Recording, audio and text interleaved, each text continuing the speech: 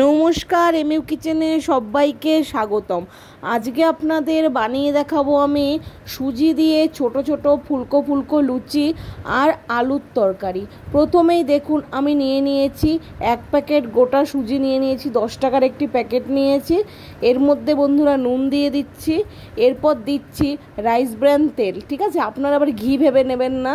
দেখুন আমি মেখে নিচ্ছি ভালো মতো, সব কিছু প্রথমে মিশিয়ে নিচ্ছি, এই যে দেখতেই পাচ্ছেন। ঠিক আছে, তারপর কিন্তু সামান্য পরিমাণ অল্প অল্প জল দিয়ে ভালো মতো কিন্তু সুজির একটা ডো বানিয়ে নিতে হবে। ঠিক আছে, তাহলে কিন্তু খুব সুন্দর হবে লুচিগুলো। দেখুন আপনাদের সাথে কথা বলতে বলতে কিন্তু আমি তেল আর নুনটা কিন্তু সুজির সাথে মিশিয়ে নিলাম, আপনাদের দেখিয়ে দিচ্ছি ভালো মতো। এই দেখুন কত সুন্দর লাগছে দেখতে, তাই না?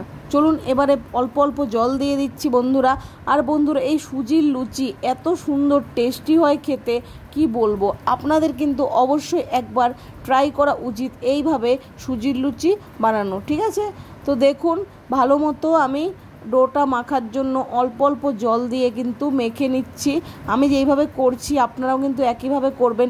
আর ভিডিওটা কিন্তু একদমই স্কিপ করে চলে যাবেন না, পুরোটা না দেখলে কিন্তু একদমই বুঝতে পারবেন না। ঠিক আছে, তো এই দেখুন আমি ভালো মতো মেখে নিচ্ছি। হ্যাঁ, আপনারা একটা প্রশ্ন করতে পারেন আমাকে, দিদি এটা ছানার মতো লাগছে না? কিন্তু বন্ধুরা এটা ছানা নয়, এটা হলো সুজি, আপনারা তো দেখতেই পেলেন। এই দেখুন ভালো মতো কিন্তু আমি মেখে নিচ্ছি। এই দেখুন ভালো মতো একদম যেইভাবে আটা বা ময়দা মাখেন ওভাবেই কিন্তু মাখবেন। এবারে দেখুন আমি কিন্তু একটু গোল করে নিচ্ছি। এবারে দেখুন একটা বাটির মধ্যে আমি ঢুকিয়ে নিচ্ছি।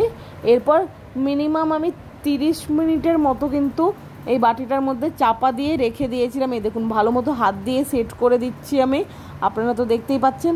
এই দেখুন আরেকবার দেখিয়ে দিলাম। এইবার দেখুন 30 মিনিট পর আপনাদের দেখাচ্ছি, দেখুন কতটা ফুলে গেছে।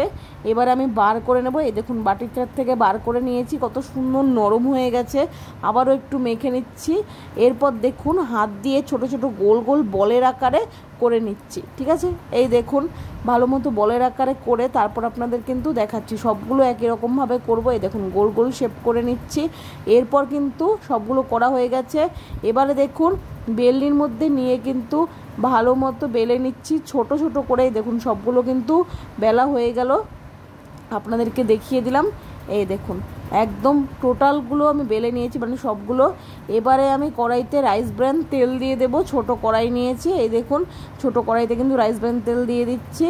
এইবারে এক এক করে সবগুলো এই ছোট ছোট লুচিগুলো কিন্তু ভেজে নেব। এই দেখুন কত সুন্দর এক এক করে কিন্তু ভাজা হয়ে যাবে। এই দেখুন কত সুন্দর ফুলছে।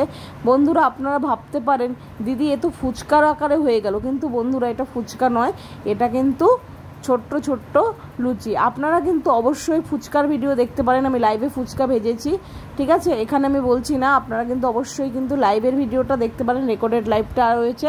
আর তাছাড়াও আমার চ্যানেলে কিন্তু অলরেডি ফুচকার ভিডিও আপলোড আছে, একদম পুরো মানে ফুচকা তৈরি করার থেকে শুরু করে আলু মানে যে সেদ্ধ মাখা হয় সেইটা, টক জল, সমস্ত কিছু রয়েছে। আপনারা কিন্তু চ্যানেলে ভিজিট করে রেসিপিটা দেখে আসতে পারেন। এইখানে দেখুন আপনাদের সাথে কথা বলতে বলতে কিন্তু সবগুলো লুচি আমার কিন্তু প্রায় ভাজা হয়ে গেছে। এবারে কিন্তু আলুর তরকারিটাও করে নেব। লুচি ভাজা হয়ে গেলে কার কার লুচি পছন্দ অবশ্যই কিন্তু কমেন্ট বক্সে জানাতে ভুলবেন না। আর আপনারা কিন্তু সুজি দিয়ে অবশ্যই একদিন এই রকম সুন্দর সুন্দর ফুলকো ফুলকো লুচি কিন্তু অবশ্যই ট্রাই করবেন। এই দেখুন কত সুন্দর নামিয়ে নিচ্ছি একটা একটা করে ভেজে।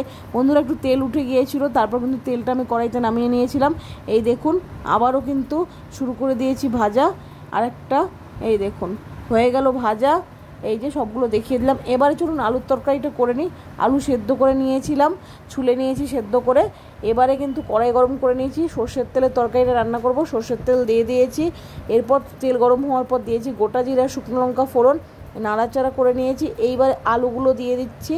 আলুগুলো দিয়েও সুন্দর করে নাড়াচাড়া করে নিচ্ছি ভালো মতো। বন্ধুরা আপনারা দেখুন এরকম ছোটো আলু থাকলে ছোটো আলু নেবেন, আর যদি বড় আলু থাকে টুকরো টুকরো করে কেটে নেবেন।